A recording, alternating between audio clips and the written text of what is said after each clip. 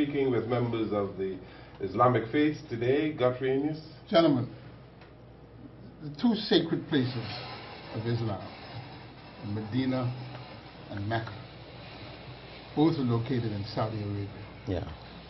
And the Wahhabi sect seems to be dominating Islam. Why is that so? The Wahhabi sect. Okay. Wahhabi sect. To answer that question about the Wahhabi sect, this is unfortunately a name that was given to the people who practice traditional Islam, as he was mentioning, Abdul Hakim, because in Saudi Arabia there was a lot of idol worshiping going on about a little over 200 years ago, 200 to 300 years ago. And this man named Muhammad Abdul Wahhab, he stood up to call the people back to the traditional teachings of Islam. And he got the whole peninsula of Saudi Arabia to gather upon that tradition. It was people who disliked it. They wanted the Muslims to go back to idol worshiping and doing things that was against the fundamental teachings of the religion. So in order to chase the people away from what he was preaching, they called it Wahhabi movement. So it can be deemed he's not calling to the correct Islam, he's calling to himself. But in essence, everything he said, he would quote from the book and from the traditions of the Quran, of the Prophet's traditions. And for this reason, that his call dominated that area when he united the people. And he was supported, he was the teacher, he was the scholar, and he was supported by Muhammad Saud, who was the Saudi family. They was the government. And they conquered all the many, many tribes, and they united, and they became one nation. And so, you know, because of this, this is the same call they push, and they call it Salafiyya too, themselves. Which Salafiyya, as the brother was saying, it is the traditions of the Prophet. You know, it's just like a beautiful concept that I like to give as an example for that. It's like an individual. You've been given some guidance, and you've been sent to teach it to a particular people. And the people you teach it to, those particular people, they see you live that particular book that you taught them. And this is your way of life. So you not only teach it to them, but they see you live by this book. So they imitate it. So we ask the question, who would be the person who have a better understanding of that? Is it going to be the one who you taught it to, or the people who come later on just pick up the book and flip it open? I mean, the answer is obvious there. And so this is what each generation after the death of our Prophet, they taught that tradition, the understanding of the book of God, the Quran, and the traditions of our Prophet on the understanding of his companion, because they live with him. Yes. Now, Mr. Abdul Abad, you said after the death of your Prophet, and the Prophet is Muhammad. Yes. Christians say they serve a God that is alive. They serve a risen Savior. Yes. The person that you worship is not Muhammad. No. Muhammad happens to be what in your religion? Because Okay. you don't worship him. Okay. In the testimony to be a Muslim, you have to say, I bear witness that there's no deity worthy of worship except God. There's no deity except God. Worthy of worship except God.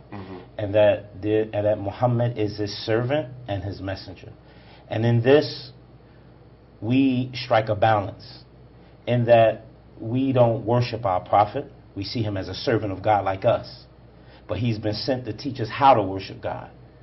He's been sent to teach us how to worship, so we are obeyed or ordered to follow his teachings. When did Muhammad die? He died approximately, I would say, over 1,400 years ago. 1,400 years ago? Yes, over 1,400 years ago. Okay. Gentlemen, many Christians don't always understand the fact that when Muhammad was on the run and he went to Ethiopia, and the Ethiopians gave him sanctuary. A Christian nation gave him sanctuary and protected him. And as a result of that, Muhammad himself had a particular affinity for Christianity because of the fact that the Ethiopians protected him. Why is there such a fission between Christianity and Islam today? It's a beautiful question. The Prophet Muhammad, even in the Quran itself, it mentions those who are more closest to you in nearness are those who say that they are Christians. We have a verse in our Quran that says this. And Prophet Muhammad, he sent his companions, as you said, to Ethiopia with the king Najashi, that was his name, and he helped the Muslims. You know, after he heard their call, and he was saying that the religion between it is the difference between a Muslim and a Christian. It was a small difference, he said. Which he meant was our view about Jesus. And how the Christians, they worship Jesus, and we believe in Jesus too. But we believe him to be a prophet of God who's been sent to call the people. And then outside of that, the general teachings of Islam and Christianity is similar in regards to how the society should be structured, the family should be structured, and like this. So because of this, there's very much similarities. And all through history, when the Muslims was, at one point in history, was like somewhat a superpower up until the beginning of the 20th century. Saladin. Yes, and when it was removed, Salah ad-Din Ayyubi as an example during his time, and when the Muslims ruled, Muslims, Christians, and Jews had beautiful peace with one another. But when Muslims lost the control that they had in the rulership, and the rulership went in the hands of other than them, this is when the strife took place. You know, and as you know, the famous movie Kingdom of something, I forgot the name, but it was talking about the Crusades that took place between. It talks about how just of a ruler Salah ad-Din Ayyubi was. You know, and now today, the strife which strikes between the Muslims and the Christians is because of, unfortunately, the media. What's being said about the Muslims, the type of articles that's put out about Islam, that we worship a devil, we don't worship God. I mean, many lies about the Muslims. You know, we worship the same God that everyone else worships.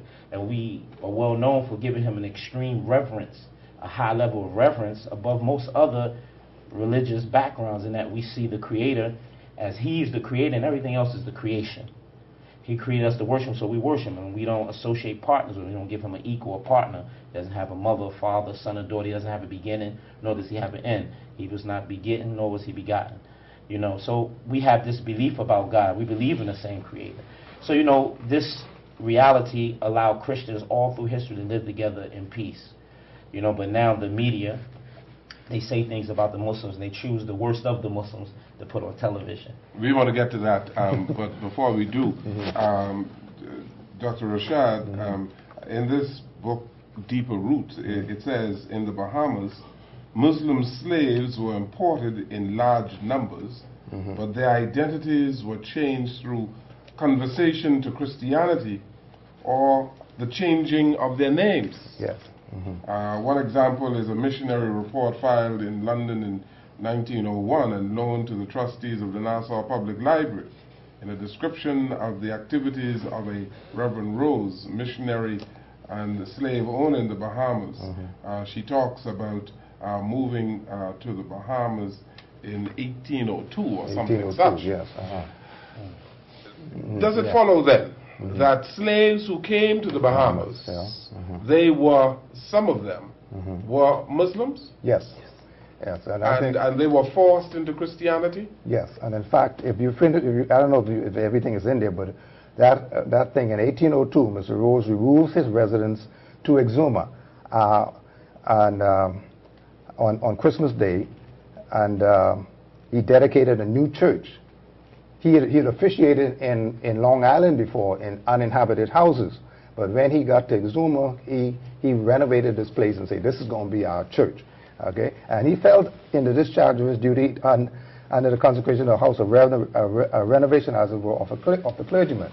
The inhabitants then consisted of 140 whites, 35 free people, and 1,078 Negro and other slaves.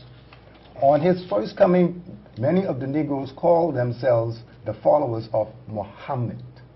Okay, that is a name used in medieval Europe for the Prophet Muhammad.